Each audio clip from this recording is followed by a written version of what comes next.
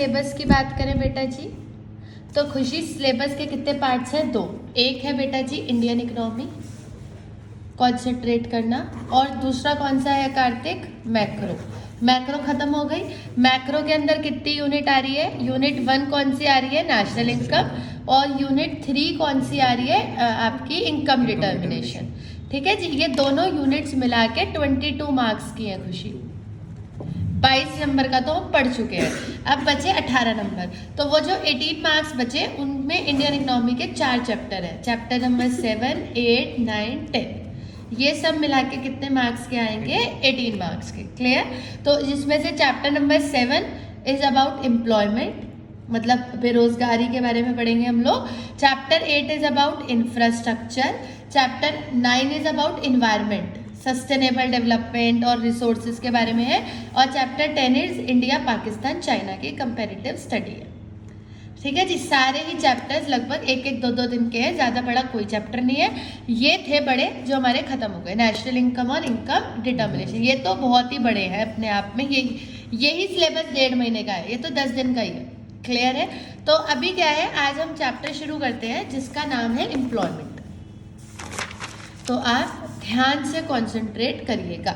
Chapter का नाम क्या है श्रुति? एम्प्लॉयमेंट। अब आप बताओ क्या मतलब होता है एम्प्लॉयमेंट का?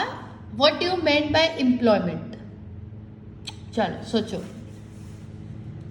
एम्प्लॉयमेंट तो वो होता है कि मतलब जो जॉब कर रहे हैं, जो लोग जॉब कर रहे हैं, ठीक है, इनका एक बेसिक अर्निंग है उनके पास जिससे वो अपनी देश बेसिक नीड्स पूरी कर में एक हिस्सा होता है बेटा जी वर्कफोर्स। वर्कफोर्स का मतलब होता है जो भी लोग 14 साल से ऊपर है, क्योंकि इंडिया में 14 साल से नीचे क्या होती है? Child labour. और 14 साल से लेके 60 साल, क्योंकि 60 साल जो होता है वो एज ऑफ रिटायरमेंट हो जाता है, और 14 साल से नीचे क्या माना जाता है? Child labour. तो 14 साल से 60 साल के बीच में जितने भी लोग पॉपुलेशन में एग्जिस्ट करते हैं वो सारे लोग देश की क्या कहलाते हैं? वर्कफोर्स। वो सारे लोग देश की वर्कफोर्स कहलाते हैं। उसमें से एक हिस्सा होता है labour force. What do meant by labour force? Labour force मतलब जिन लोगों के पास वर्क है, और जिन लोगों के पास दूसरा हिस्सा होता है अनएम्प्लॉयमेंट। अनएम्प्लॉयमेंट का मतलब होता है जिन लोगों के पास काम नहीं है। तो दीदी ऐसे तो फिर हम भी अनएम्प्लॉयमेंट का हिस्सा है, क्योंकि आप लोग भी इस एज के बीच में ही आते हो, 14 से 60 साल के बीच में। अगर आप वर्क कर रहे हो तो आप लेबर फोर्स हो, और अगर आप वर्क नहीं कर रहे हो तो आप अनएम्प्लॉयड हो। एग्जैक्टली। अनएम्प्लॉयमेंट में 2 तरीके की अनएम्प्लॉयमेंट आती है, एक आती है वॉलेंट्रली, एक आती है अनवॉलेंट्रली। अब what do mean by voluntarily और अनवॉलेंट्रली? वॉलेंट्रली मतलब जो जानबूझ के अनएम्प्लॉयड है, मतलब वो काम करना चाहता ही नहीं है, मतलब the person who is not willing to work. A person who is not willing to work, जो काम करना चाहता ही नहीं है। और अनवॉलेंट्रली मतलब कि person who is ready to work, मेरे साथ साथ बोलो, person who is ready to work at any wage rate. क्या लिखा कार्तिक हमने? At any wage rate but not getting work. But उसको काम नहीं मिल रहा है, उसको हम लोग क्या बोलते हैं? अनवॉलेंट्रली अनएम्प्लॉयड। जिसके कोई नखरे नहीं है, वो किसी भी रेट पे काम करने को तैयार है, बट फिर भी उसको काम नहीं मिल रहा है, तो वो क्या कहलाएगा? अनवॉलेंट्रली अनएम्प्लॉयड। एक बार चार्ट को शुरू से देखें। 14 साल से 60 साल के बीच के जो लोग होते हैं वो हमारे देश की वर्क फोर्स होती है। वर्क फोर्स का मतलब है जो लोग काम करने के लिए तैयार है, मतलब अब 14 साल है, अब बच्चे भी नहीं रहे अब, और 60 साल के बाद आदमी सीनियर सिटीजन हो जाता है तो वो काम करने लायक नहीं होता। 14 साल से 60 साल के बीच के जो लोग होते हैं वो काम करने के लिए रेडी होते हैं, तो वो देश की क्या कहलाते हैं? Work force. वर्क फोर्स में से जो लोग काम कर रहे हैं वो क्या कहलाएंगे श्रुति? Labour force. जो लोग काम नहीं कर रहे हैं वो क्या कहलाएंगे? अनएम्प्लॉयड। अनएम्प्लॉयड में 2 तरीके के अनएम्प्लॉयड होते हैं, एक होते हैं वॉलेंट्रली अनएम्प्लॉयड, एक होते हैं अनवॉलेंट्रली अनएम्प्लॉयड। वॉलेंट्रली वो है जो पर्सन काम करना ही नहीं चाहता है। जैसे मान लो उसे, वो ऐसा नहीं है कि काम ढूंढ रहा है और उसको नहीं मिल रहा है, वो करना ही नहीं चाहता, वो वॉलेंट्रली अनएम्प्लॉयड है। और अनवॉलेंट्रली एम्प्लॉयड वो है जो किसी भी रेट पे काम करने को तैयार है बट उसको काम नहीं मिल रहा है, उसको क्या बोला जाता है? Involuntarily unemployed. तो कौन सी प्रॉब्लम ज़्यादा गंभीर है? That is involuntarily unemployed. क्योंकि इसको तो आप सही कर नहीं सकते हो ना, ये तो करना ही नहीं चाहते हैं। तो हमें कौन सी अनएम्प्लॉयमेंट पर ध्यान देना है? अनवॉलेंट्रली अनएम्प्लॉयमेंट पर हमें ध्यान देना है। एक टर्म आपको और पढ़ाती हूँ, छोटी सी, इस चैप्टर के अंदर है, दैट इज जॉबलेस ग्रोथ। ये जॉबलेस ग्रोथ क्या होती है? जॉबलेस ग्रोथ का मतलब होता है कि देश की, जो आपका नेशन है, नेशन की जीडीपी तो बढ़ रही है। अब आप बोलो, देश की क्या बढ़ रही है? जीडीपी बढ़ रही है, लेकिन जीडीपी बढ़ने के साथ साथ अनएम्प्लॉयमेंट भी बढ़ रहा है। तो उसको देश की कौन सी ग्रोथ कहा जाता है? Jobless growth. क्लियर है? मतलब जॉब लेस ग्रोथ हो रही है, मतलब कैसे होती है? Because there is an excess use of modern infrastructure. हम मॉडर्न मशीनें लगाते हैं, फिर सारा काम तो मशीन ही कर देती है, तो आदमी की तो जरूरत ही नहीं पड़ती है ना, तो ऑटोमेटिकली ग्रोथ तो हो रही है, बट वो कैसी ग्रोथ हो रही है? जॉबलेस ग्रोथ हो रही है। बेरोजगारी भी क्रिएट कर रही है साइड बाई साइड। तो देश जितना ऊपर जाएगा, बेरोजगारी उतनी क्रिएट होगी, क्योंकि आधे से ज्यादा काम तो मशीनें ही कर देंगी, है ना, तो आदमी की जरूरत ही क्यों पड़ेगी? तो उस ग्रोथ को क्या बोला जाता है? Jobless growth. क्लियर है? देश में काफ़ी तरीके के अगर आप क्योंकि हम अनएम्प्लॉयमेंट और एम्प्लॉयमेंट की बात कर रहे हैं, तो देश में कुछ वर्कर्स होते हैं, there are types of workers. कुछ होते हैं कैजुअल वर्कर्स, कुछ होते हैं हायर्ड वर्कर्स। क्या फ़र्क होता है कैजुअल और हायर्ड वर्कर्स में? कैजुअल वर्कर्स का इसे ऐसे पढ़ाती हूँ जो दो हमारे सिलेबस में है, फॉर्मल वर्कर्स और इनफॉर्मल वर्कर्स। चलो अब आप बताओ क्या होते हैं श्रुति फॉर्मल वर्कर्स और क्या होते हैं इनफॉर्मल वर्कर्स? इनफॉर्मल जो डेली वेजेस पे काम करते हैं। Daily wages. चलो आप बताओ। जॉब सिक्योरिटी होगी। अनस्किल्ड होंगे जो स्किल्ड होंगे, जो परमानेंट होंगे, है नहीं, और जिन्हें बदले में क्या मिलती होगी? सैलरी मिलती होगी, जिनके पास कुछ अधिकार होंगे, उन वर्कर्स को क्या बोलते हैं? फॉर्मल। और जो दिहाड़ी पे आते हैं, अनस्किल्ड, उन लेबर टाइप जिनका कोई ड्रेस कोड नहीं होता, कैसे भी आ जाओ, उस वाले वर्कर्स को क्या बोलते हैं? इनफॉर्मल। तो व्हाट इज फॉर्मल वर्कर्स? जो लोग सैलरी लेते हैं, सैलरी बेसिस पे काम करते हैं और परमानेंट होते हैं, और इनकी जॉब भी सिक्योर होती है, इनका एक प्रॉपर ड्रेस कोड होता है। और अभी आप नेशनल इनकम में पढ़ के आए थे ना, एसएसएस, सोशल सिक्योरिटी स्कीम, इनका पीएफ वगैरह कट रहा होता है, भविष्य पूरा सेफ होता है, क्योंकि जो मालिक है वही सोशल सिक्योरिटी स्कीम में कुछ पैसा काट के दे रहा है। जब ये रिटायर होंगे, इनको कंपनी से पेंशन, प्रोविडेंट फंड, ये सब चीज़ें भी मिलेंगी। तो आप कौन से सेक्टर में काम कर रहे हो? फॉर्मल। इनफॉर्मल होता है दिहाड़ी वाले, जिन्हें क्या मिलती है? वेजेस, जिनका कोई ठिकाना नहीं है, आज कहीं कल कहीं। ये वर्कर्स बेसिकली कैसे बेसिस पर काम करते हैं? टेम्पररी। इनको कोई जॉब सिक्योरिटी नहीं होती, कोई ड्रेस नहीं होता, कोई एसएसएस नहीं होता, कोई लॉ नहीं होता, कोई एक्ट नहीं होता, ये किसी के अंडर भी नहीं आते। और हमारे देश में क्या देखा गया है कि इनफॉर्मलाइजेशन हो रहा है। क्या मतलब है इनफॉर्मलाइजेशन का खुशी? कि इनफॉर्मल वर्कर्स की परसेंटेज बढ़ रही है एज कंपेयर टू, चलो अब कुछ तुम बताओ, एज कंपेयर टू भाई फॉर्मल वर्कर्स। तो इज दैट क्रिटिकल और इज दैट गुड? अब आप बताइए क्यों? एक पॉइंट पे जीडीपी कम होना शुरू हो जाएगी। ठीक है दीदी, वो एफिशिएंट नहीं होते वो वर्कर्स अपने काम में। ठीक है, तो क्यों हो रहा है इनफॉर्मलाइजेशन? दीदी वो इतनी ज्यादा हो गई है, मतलब एक ही तरीके के लोग। लिटरेसी रेट बहुत कम है। ठीक है, और काम नहीं करना चाहते ज्यादा। एग्जैक्टली और काम करना चाहते हैं, ऐसा नहीं है, बट जॉब्स नहीं है। बेसिकली पहले क्या होता था, जो बच्चा इंजीनियर करता था उसको बहुत अच्छी जॉब मिलती थी। अब इतने इंजीनियर्स हो गए हैं कि इंजीनियर्स की जॉब्स ही नहीं है ना। अब पहले अगर कोई बच्चा इंजीनियर बीटेक कर लेता था तो उसे बीटेक कर ली इसने, तो 1-1 1.5 लाख रुपए महीने की सैलरी होती थी। अब इतने बीटेक वाले बच्चे हो गए हैं, इतने कॉलेजेस हो गए, इतना मतलब डिमांड से ज़्यादा सप्लाई है इकोनॉमी में, तो इतने बीटेक वाले बच्चे प्रोड्यूस हो जाते हैं इकोनॉमी में कि अगर बच्चे ने इंजीनियर भी कर ली तब भी वो बेचारा बेरोजगार है, नौकरी ही नहीं है। तो फिर ऑटोमेटिकली वो कौन से सेक्टर में काम करेगा? इनफॉर्मल। देश में फॉर्मल सेक्टर के वर्कर्स ज़्यादा होने चाहिए। क्यों? क्योंकि बेटा जी इनकी जॉब सिक्योरिटी होती है, ड्रेस कोड होता है, पढ़े लिखे होते हैं, भविष्य भी सेफ होता है। उस मजदूर का क्या पता, आज कहीं कल कहीं, कुछ नहीं पता ना। तो मजदूरों वाली नौकरी देश में नहीं बढ़नी चाहिए। देश में कौन सी नौकरियां बढ़नी चाहिए? फॉर्मल। पर हमारे देश में पिछले कुछ सालों में इनफॉर्मलाइजेशन की प्रॉब्लम फेस करी गई है। मतलब हमारे देश में इनफॉर्मल सेक्टर में वर्कर्स बढ़ रहे हैं, ना कि फॉर्मल, जिससे ये पता चलता है कि देश पीछे की तरफ जा रहा है, ना कि आगे की तरफ। तो आगे की तरफ कब जाएगा? जब देश में फॉर्मल सेक्टर के वर्कर्स इनफॉर्मल सेक्टर से ज़्यादा होंगे। दीदी, जो मॉडर्न कंट्रीज होती हैं, जो टेक्नोलॉजी में बहुत एडवांस होती है, तो वो नहीं इस प्रॉब्लम को फेस करते हैं, बट वो लोग बेटा जी कई कंट्रीज तो अपनी फॉर्मल और इनफॉर्मल वर्कर्स में फ़र्क ही नहीं करते। क्योंकि आपने जैसे देखा होगा, जैसे यहाँ पे कोई मैकेनिक है तो वो एक इनफॉर्मल वर्कर है। जैसे आप मिस्त्री है, आपका घर बनाता है, इनफॉर्मल वर्कर है ना, वहाँ पे उसको भी कैसे ट्रीट करा जाता है? फॉर्मल वे में। वहाँ टैक्सी ड्राइवर भी एक फॉर्मल वर्कर है, आप उसको भी देखोगे, वो भी पढ़ा लिखा होगा, महीने के 1-1.5 लाख रुपए कमा रहा होगा।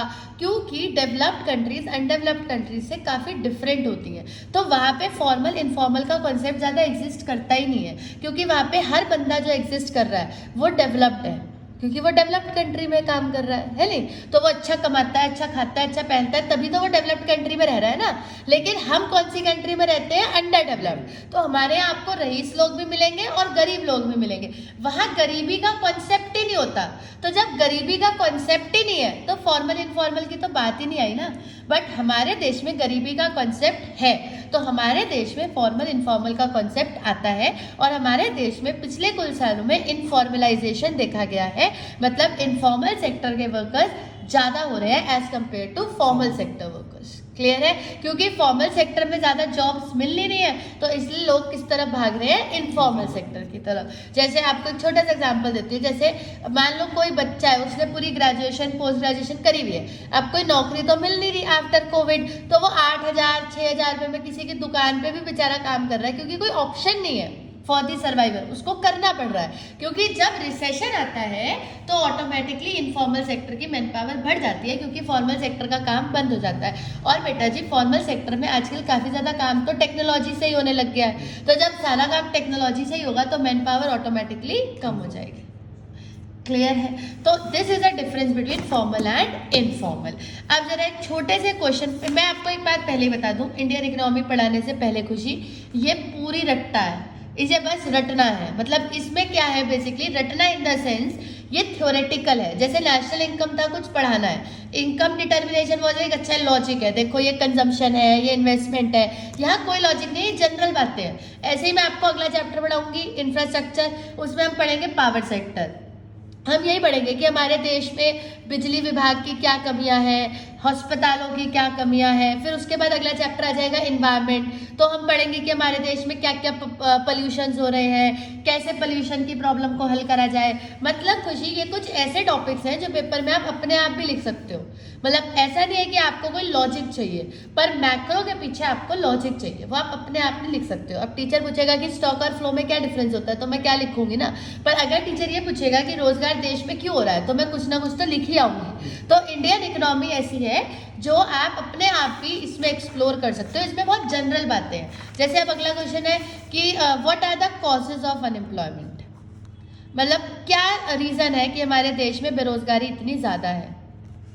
चल, इसमें कुछ क्वेश्चंस है बस पढ़ाने लायक। जैसे इस चैप्टर में एक बहुत अच्छा क्वेश्चन है कि बेरोजगारी के लिए सरकार क्या स्कीम बना रही है। जैसे मनरेगा हो गया, या ऐसे बनाती रहती है ना, जैसे मिड डे मील हो गया, तो ऐसे सरकार कौन कौन सी योजना बना रही है, वो तो पढ़ने लायक है। बट उसके अलावा सब कुछ जनरल नॉलेज है कि हाँ ऐसा होता है। अब जैसे बेरोजगारी है तो भाई अनएम्प्लॉयमेंट ये होता है, दिस इज अनएम्प्लॉयमेंट, कि देश की एक वर्कफोर्स होती है, उसका एक हिस्सा लेबर फोर्स होता है खुशी, एक हिस्सा अनएम्प्लॉयमेंट होता है, कुछ वॉलंटरली होते हैं, कुछ अलग। कोई समस्या परेशानी दिक्कत? चलो एक चीज बताओ, चलो फिर हम रुकेंगे। बताइए what are the causes of unemployment. ये खुशी आपको बता, मतलब सब आपको बता रहे हैं, बताओ। पॉपुलेशन सबसे बड़ा कारण क्या है? पॉपुलेशन। चलो आज एक चीज पर चर्चा करते हैं, पॉपुलेशन कैसे बेरोजगारी का कारण है, क्या लिंक है? क्योंकि दीदी जो पॉपुलेशन है वो तो इतनी ज़्यादा हो गई कि लेबर तो बहुत ज़्यादा है, पर उतनी उसकी रिक्वायरमेंट नहीं है। ठीक है, और बताओ भाई कार्तिक। दीदी पॉपुलेशन की है दूसरा पॉइंट। पहला पॉइंट है लैक ऑफ एजुकेशन, वो तो अगला हो गया ना। पॉपुलेशन और अनएम्प्लॉयमेंट का क्या लिंक है? मतलब ज्यादा आबादी से ज्यादा बेरोजगारी कैसे हो रही है। जैसे इन्होंने बोला कि दीदी इतनी आबादी हो गई है कि सप्लाई तो ज्यादा हो गई है मैन पावर की, और डिमांड क्या हो गई है? कम हो गई। पॉपुलेशन होगी तो ज़्यादा एक्सपेंडिचर करना पड़ेगा एजुकेशन पे। हाँ चलो, तो उससे फिर बहुत ज़्यादा पीपल ज़्यादा ही पढ़ लिख लेंगे तो दीदी फिर जॉब ही नहीं मिलेगी इतनी ज़्यादा। क्योंकि कंपटीशन भी ज़्यादा हो गया, फिर हाँ। पॉपुलेशन बहुत ज़्यादा है तो हर कोई तो इतनी स्किल्ड लेबर requirement मिलना नहीं है। चाहता है। देखो एक सिंपल सी बताती हूँ, अगर देश में पॉपुलेशन बढ़ेगी, एक बड़ी छोटी सी बात है, तो ऑटोमेटिकली जो आप बोल रहे हो ना, इसी को मैं अच्छे शब्द में बता रही हूँ, पर हेड जॉब्स क्या हो जाएंगी कम। जो आपने बोला कि ऑटोमेटिकली जो मैन पावर का सप्लाई है वो क्या हो गया है हमारे देश में ज़्यादा, और डिमांड इतनी है नहीं, तो इसलिए कुछ लोग खाली बैठे हैं, काम है ही नहीं, क्योंकि इतने लोग है ना, पॉपुलेशन इतनी ज़्यादा हो गई है कि पर हेड जॉब्स क्या हो जाती हैं, कम हो जाती है।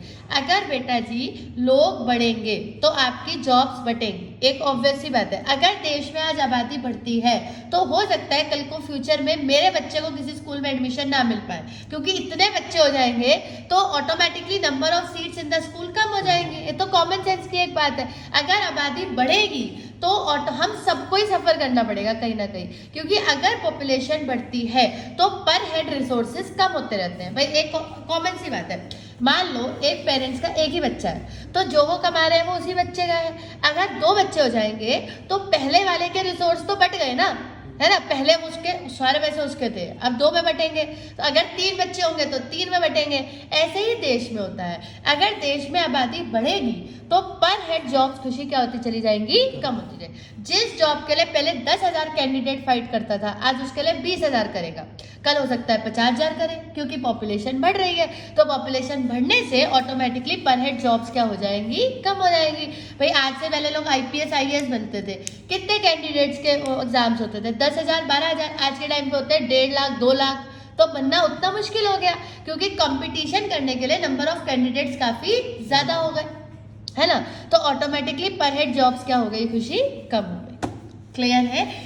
दूसरा कारण, हाँ भाई अब poor education sector, educational sector, exactly illiteracy कह सकते हैं इसको, कि हमारे देश का क्या, चलो ऐसी वैसे तो हम अगले चैप्टर में भी डिस्कस करेंगे, क्या समस्या है हमारे देश के एजुकेशन सेक्टर में, कुछ बताओ। लिटरेसी रेट ज़्यादा है।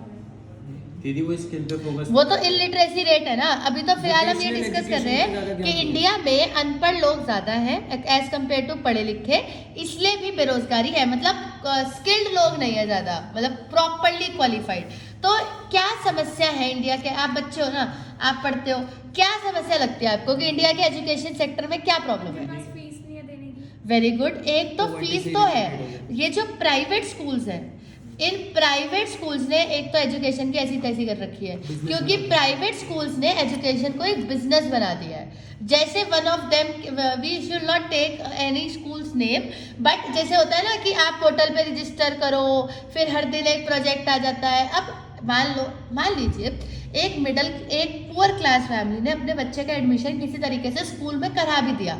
भाई साहब वो खर्चे ही नहीं अफोर्ड कर सकता, हर दिन कहेगा ये असाइनमेंट लाओ, आज ये प्रोजेक्ट लाओ, मतलब ये तो छोटे छोटे बच्चों के हाल है, आज ये क्राफ्ट का बना के लाओ, आज ये लाओ। मतलब extra curricular activities are good but up to certain limit, मतलब आप इतना भी नहीं कर सकते ना, क्योंकि अल्टीमेटली उसका कॉस्ट तो पेरेंट्स के ऊपर आएगा ही आएगा। अगर मैं हर दिन आपको एक एक्टिविटी दे दूंगी कि ये करो वो करो ये करो, या तो उसका खर्चा खुशी कौन बेयर करे, स्कूल, क्योंकि स्कूल ने फीस ले ली है ना। और अगर स्कूल बेयर नहीं कर सकता तो आप फीस के अलावा इतना ज़्यादा बर्डन पेरेंट्स के ऊपर भी नहीं डाल सकते।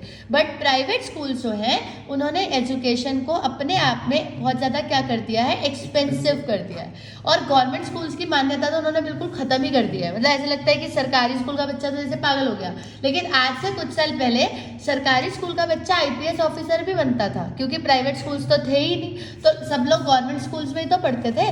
लेकिन अभी गवर्नमेंट स्कूल्स की सर्विसेज की वजह से या प्राइवेट स्कूल्स का इंफ्रास्ट्रक्चर इतना अच्छा होता है कि उसके आगे गवर्नमेंट स्कूल्स कहीं टिक ही नहीं पाते हैं। तो एक तो ये सबसे बड़ी कमी है एजुकेशन सेक्टर की, कि हर बंदा उसको अफोर्ड नहीं कर पाता है। इसके लिए आप बता सकते हो कि सरकार ने क्या कोई स्टेप लिया है इस प्रॉब्लम को सॉल्व करने के लिए? कुछ सीट्स रखी है। वेरी गुड, कुछ सीट्स रखी हैं। ये स्टेप अभी लिया है गवर्नमेंट ने कि प्राइवेट स्कूल्स में भी SC ST OBC वाले बच्चों के लिए कुछ सीट्स रिजर्व रखी जाएगी। बट इंडिया है भाई, यहाँ तो हर जगह करप्शन है, तो वो सीट्स भी बिक जाती है मैनेजमेंट कोटे में। कौन दे रहा है एडमिशन? मतलब होता है ना कि लोग सोचते हैं कि हाँ अच्छे स्कूल के बच्चे आएंगे। आपने वो पिक्चर देखी होगी, एक पिक्चर नहीं English आई, medium. हाँ इंग्लिश मीडियम नहीं, Hindi Hindi medium medium. Hindi medium. पहले कौन सी आई थी? हिंदी मीडियम पहले हिंदी में उसके बाद भी तो आई थी इंग्लिश मीडियम। हिंदी मीडियम में था ये, है ना। इंग्लिश मीडियम में तो स्टोरी कुछ और थी, हाँ एग्जैक्टली। तो उसमें होता है ना बिल्कुल सेम स्टोरी है कि लोग ये सोचते हैं कि भाई यहाँ तो अच्छी फैमिलीज के बच्चे आएंगे, अगर गरीब बच्चा भी पढ़ेगा तो मैच नहीं कर पाएगा। रिजर्व की जाती है तो उससे तो जो जनरल कैटेगरी है उसको लॉस नहीं होता। बट हम तो ये स्कूल वाले तो ये दिखाएंगे ना कि इस कैटेगरी के अगेंस्ट कोई एप्लीकेशन ही नहीं आई। नहीं है? वो तो ठीक है, पर मतलब जो ये रिजर्व करते हैं उसमें तो जनरल कैटेगरी को लॉस होता है, बट इसमें ये गवर्नमेंट प्रवोक करना चाहती है कि जनरल कैटेगरी का बच्चा तो किसी भी स्कूल में अपनी एजुकेशन अफोर्ड कर सकता है ना, क्योंकि इंडिया में ये माना जाता है कि जनरल कैटेगरी मतलब जिसकी इनकम अच्छी है, और ओबीसी एससी एसटी वाले मतलब जिनकी इनकम अच्छी नहीं है। माना तो यही जाता है ना, but it is a very debatable topic, पर माना यही जाता है कि अगर आप जनरल कैटेगरी में हो, अब हो सकता है मान लीजिए फॉर एग्जाम्पल कोई भी XYZ है, वो जनरल कैटेगरी में है पर उसकी इनकम अच्छी नहीं है, पर वो आता है जनरल कैटेगरी में, क्या करे? तो वो ओबीसी एससी एसटी के एडवांटेजेस को नहीं उठा सकता। तो सरकार ये कहती है कोई ऐसे ऐसे ओबीसी में आपको दिखाऊंगी कि वो करोड़पति है, बट वो आते ओबीसी कैटेगरी में है आज भी, तो वो उसका प्रिविलेज लेते हैं। तो हम यही कहना चाह रहे हैं कि गवर्नमेंट ने ये सोचा है कि SC ST वाले जो गरीब बच्चे हैं, जो प्राइवेट एजुकेशन अफोर्ड नहीं कर सकते, उनके लिए भी प्राइवेट स्कूल कोई कुछ सीटें रखेगा, बट स्कूल वाले नहीं देते हैं उन्हें एडमिशन, क्योंकि उस पर ऑटोमेटिकली उनके स्कूल की रेपुटेशन है, गुडविल है, वो नहीं चाहते हैं कि ऐसे बच्चे पढ़ें, वॉटएवर कितना। ये तो एक बहुत बड़ा टॉपिक है। तो ये एक हमारे एजुकेशन सेक्टर की सबसे बड़ी समस्या है। दूसरी सबसे बड़ी समस्या है कि हमारे देश में खुशी एजुकेशन में भी जेंडर बायस किया जाता है ना। करा जाता है कि नहीं करा जाता है? ऑब्वियसली करा जाता है। अगर कोई गरीब फैमिली है तो वो अपने मेल चिल्ड्रन को पढ़ाना ज़्यादा प्रेफर करेगा रादर देन फीमेल, है ना। कई बार इंडिया में ड्रॉप आउट रेशियो बहुत ज़्यादा है, ये भी एक बहुत बड़ी समस्या है। क्या होता है ये? बीच में जो छुड़वा देते हैं। जैसे लड़की है, पढ़ रही है, ग्रेजुएशन कर रही है, बीच में शादी हो गई, खत्म पढ़ाई। तो इतना जो वो ग्रेजुएशन तक पढ़ी उसका भी कोई रिजल्ट नहीं निकल के आया ना, क्योंकि अल्टीमेटली अब उसकी शादी हो गई, अब वो एक फैमिली लाइफ में चली गई, अब आपने उसको कह दिया कि नहीं अब तो आप जॉब कर ही नहीं सकते हो।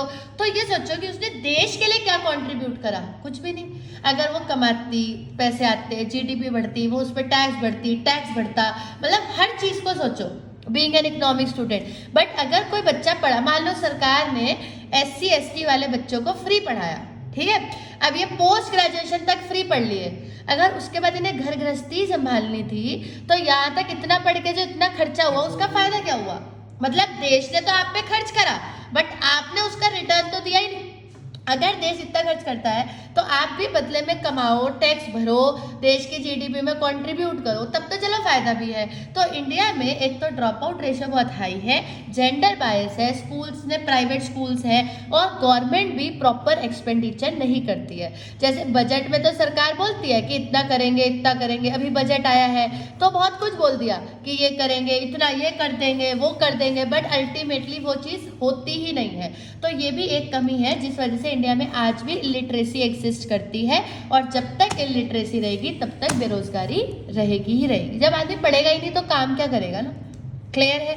और पॉपुलेशन तो है। अब हम आते हैं इसके बिल्कुल इसका सगे, main तो यही है कि वो प्रैक्टिकल नॉलेज नहीं मिलती इसके। हाँ नहीं मिलती, वो फिर अनस्किल्ड वर्कर बनेगा, फिर अनस्किल्ड वर्कर बनेगा, मतलब दीदी की याद करने वाला है ज़्यादा प्रैक्टिकल। हाँ फिर वो इनफॉर्मल सेक्टर में आ जाएगा, फिर इनफॉर्मलाइजेशन तो होगा ही होगा भाई, जब उसे पढ़ाओगे तभी तो वो फॉर्मल सेक्टर में काम करेगा ना अल्टीमेटली। अच्छा एक आती हूँ, वैसे मैं ये पॉइंट सबसे पहले पढ़ाती हूँ पर हम आज थोड़ा लेट हो गए। अनएम्प्लॉयमेंट का सबसे सगा भाई वो होता है बेटा जी पॉवर्टी। पॉवर्टी और अनएम्प्लॉयमेंट को, ये मैंने पॉवर्टी वाले चैप्टर में भी पढ़ाया था, पॉवर्टी और अनएम्प्लॉयमेंट आपस में ट्विंस होते हैं। जितना खुशी गरीबी बढ़ेगी उतनी बेरोजगारी बढ़ेगी, जितनी गरीबी कम हो जाएगी बेरोजगारी कम हो जाएगी, या वाइस वर्सा ले लो, बेरोजगारी कम होगी तो गरीबी अपने आप कम हो जाएगी। आदमी पैसे कमाएगा तो फिर गरीब थोड़ी रहेगा, और क्योंकि गरीब है तो वो एजुकेशन अफोर्ड ही नहीं कर पाता, ना पढ़ पाता है तो बेरोजगार रहता है। तो मतलब ये एक वेशियस सर्कल है जो चल रहा है। आदमी गरीब है, एजुकेशन अफोर्ड नहीं कर सकता इसलिए बेरोजगार है, या आदमी बेरोजगार है इसलिए गरीब है, कुछ भी कह लो। तो आपस में ये दोनों क्या है? ट्विंस है। क्लियर है। तो गरीबी के क्या क्या कारण है खुशी, अब बेरोजगारी के क्या क्या कारण है। सबसे पहला कारण क्या है खुशी? पॉपुलेशन। दूसरा भाई कार्तिक Illiteracy. इलिटरेसी, तीसरा क्या हो गया पॉवर्टी। अब एक बार और बोलो, बताओ सबसे पहला कौन सा हो गया पॉपुलेशन, दूसरा इलिटरेसी, तीसरा पॉवर्टी। तीनों क्लियर है। और कोई रीजन बताओ कि इंडिया में इतना ज्यादा अनएम्प्लॉयमेंट क्यों है, मतलब इतनी बेरोजगारी क्यों है। एक तो गरीबी है, लोग पढ़े लिखे नहीं है, पॉपुलेशन बहुत ज़्यादा है, और आता है बेरोजगारी का अगला reason, that is modern technology. कहते हैं कि हर चीज़ का एडवांटेज होता है और हर चीज़ का डिसएडवांटेज होता है। Everything in this world has advantage and disadvantage. अब मॉडर्न टेक्नोलॉजी आ रही है दीदी, ये तो अच्छा है ना, पर अच्छा है ठीक है, इससे टाइम बचेगा, कॉस्ट बचेगी, रिसोर्सेज का वेस्टेज बचेगा, बट इससे बेरोजगारी भी बढ़ेगी, क्योंकि मॉडर्न टेक्नोलॉजी होगी तो ऑटोमेटिकली जॉब्स क्या हो जाएंगी, रिड्यूस हो जाएंगी, क्योंकि जितनी मॉडर्न टेक्नोलॉजी बनेगी need of less man power. कोई सी भी मॉडर्न टेक्नोलॉजी हो उसमें मैन पावर की नीड हमेशा कम होती है ना। डन, तो मॉडर्न टेक्नोलॉजीज हो गया। और आता है और कोई रीजन जो आपके दिमाग में आता हो, सोचो, एक तो पॉइंट्स और, बी क्विक। क्या क्या हो गया खुशी, एक बार एक क्विक रिकैप ले ले। Population. पॉपुलेशन से बेरोजगारी कैसे होती है, क्योंकि जितनी ज्यादा पॉपुलेशन बढ़ेगी उतनी पर हेड जॉब्स क्या हो जाएगी, कम हो जाएगी। दूसरा रीजन Literacy rate है. इलिटरेसी। इलिटरेसी कैसे, अगर लोग पढ़े लिखे ही नहीं होंगे ऑटोमेटिकली बेरोजगार हो जाएंगे। तीसरा Poverty. बोलो बोलो लाउड लाउड पॉवर्टी बोलो, poverty. Poverty and unemployment are twins. अगर गरीबी बढ़ेगी, तो पॉवर्टी अगर गरीबी बढ़ेगी, तो अनएम्प्लॉयमेंट बोलो बोलो बोलो, अगर गरीबी बढ़ेगी तो बेरोजगारी बढ़ेगी, अगर गरीबी कम होगी, अनएम्प्लॉयमेंट अगर अनएम्प्लॉयमेंट कम होगा तो गरीबी कम होगी। ये एक सर्कल है और इसीलिए पॉवर्टी और अनएम्प्लॉयमेंट को क्या बोलते हैं, ट्विंस। अगला बोलो मॉडर्न टेक्नोलॉजी। तो जितनी ज्यादा मॉडर्न इंफ्रास्ट्रक्चर आएगा बेरोजगारी उतनी ज्यादा बढ़ेगी। फिफ्थ आता है हमारे, लैक ऑफ इंटरेस्ट या अवेयरनेस। बोल सकते हो बट मॉरल एथिक्स, ये भी बेरोजगारी का ना एक बहुत बड़ा कारण है इंडिया में। ये है हमारे संस्कार जो हमें कुछ करने नहीं देते ना। हमारे संस्कार कहते हैं कि लड़कियां रात को नौकरी पे नहीं जाएंगी, है ना। तो ये जो संस्कार है ये भी कहीं ना कहीं अनएम्प्लॉयमेंट की एक रुकावट है ना। हमारे यहाँ पे बहुएं वर्क नहीं करती हैं, तो ये जो बातें आप सुनते हो, या हमारे यहाँ तो भाई हमारे तो जो परदादा थे ना वो भी हाथ से ही जमीन को इरिगेट करते थे, तो हम भी वैसे ही करेंगे, हम नहीं यूज करेंगे ट्रैक्टर व्रैक्टर। तो ये जो एक एथिक्स है, ये जो एक सोच है जो आज भी इंडिया में है कि हमारे एंसेस्टर्स ये करते थे तो हम भी यही करेंगे। तो अगर देखो क्या होता है, by time you have to change your thinking. अगर आज भी आप पुराना ही सोचोगे बेटा जी तो फिर तो बेरोजगारी रहेगी ही रहेगी इंडिया में। अब आप अपने बच्चे देखो, पहले एक टाइम पे ऐसा भी समय होता था जब लड़कियों को पढ़ाया ही नहीं जाता था। अब अगर लड़कियां पढ़ेंगी तो वो नौकरी भी करेंगी, अगर वो नौकरी करेंगी तो वो सुबह भी करेंगी, शाम भी करेंगी, रात भी करेंगी, according to the package they are getting. अगर उन्हें नाइट शिफ्ट में कोई प्रॉब्लम नहीं है तो किसी को कोई प्रॉब्लम होनी ही नहीं चाहिए। तो ये हम सिर्फ इतना कहना चाहते हैं कि जो मॉरल एथिक्स हैं, जो हमारी वैल्यूज हैं, वो भी एक बैरियर की तरह काम करती हैं फॉर इंक्रीजिंग अनएम्प्लॉयमेंट। इसकी वजह से भी कहीं ना कहीं, जैसे होता है ना कि हमारा बेटा पढ़ लिख तो लिया, उसने बीटेक कर ली, लेकिन हमारे घर में हर आदमी अपना फैमिली बिजनेस ही देखता है। अब भाई अगर फैमिली बिजनेस ही देखना था तो फिर बीटेक क्यों कराई, है ना। तो अगर बीटेक कराई तो उसके पास अपॉर्चुनिटी है, अब वो आगे जा सकता है, या तो आप वो ना कराते। कहीं ना कहीं ये जो वैल्यूज है ये भी अनएम्प्लॉयमेंट में एक बैरियर का काम करती है। क्लियर है। तो ये सब कुछ कारण है जिस वजह से इंडिया में आज भी बेरोजगारी की समस्या एग्जिस्ट करती है। इंडिया में दो तरीके के वर्कर्स होते हैं, फॉर्मल, इनफॉर्मल। पिछले कुछ सालों में इनफॉर्मलाइजेशन और जॉबलेस ग्रोथ, ये दो समस्याएं कार्तिक देखी गई हैं। खुशी, इनफॉर्मलाइजेशन मतलब श्रुति कि इनफॉर्मल सेक्टर में परसेंटेज ऑफ वर्कफोर्स बढ़ रहा है according to the formal sector. Jobless growth मतलब नेशन की जीडीपी तो बढ़ रही है बट साथ साथ बेरोजगारी भी बढ़ रही है। ये प्रॉब्लम काफी देखी गई है। और देश में वर्क फोर्स के दो हिस्से होते हैं, लेबर फोर्स, अनएम्प्लॉयमेंट। अनएम्प्लॉयमेंट के दो होते हैं, वॉलंटरली और अनवॉलंटरी। क्लियर है। अगली क्लास में ये चैप्टर ऑलमोस्ट खत्म है, इसका एक ही क्वेश्चन बचा है। मैं अगली क्लास में इंफ्रास्ट्रक्चर भी खत्म कर दूंगी क्योंकि इनमें कुछ है नहीं। मैंने आपको पहले ही कहा था कि पढ़ने के लिए सिर्फ दो ही चैप्टर है, नेशनल इनकम और इनकम डिटर्मिनेशन। ये तो 4-5 दिन का ऐसे ही है बस कि ये है और आप इसे रीड कर लो, नोट्स में आपको दे दूंगी। इसमें कुछ ज़्यादा नहीं है। अब आप इसे नोट कर लीजिए, बी क्विक।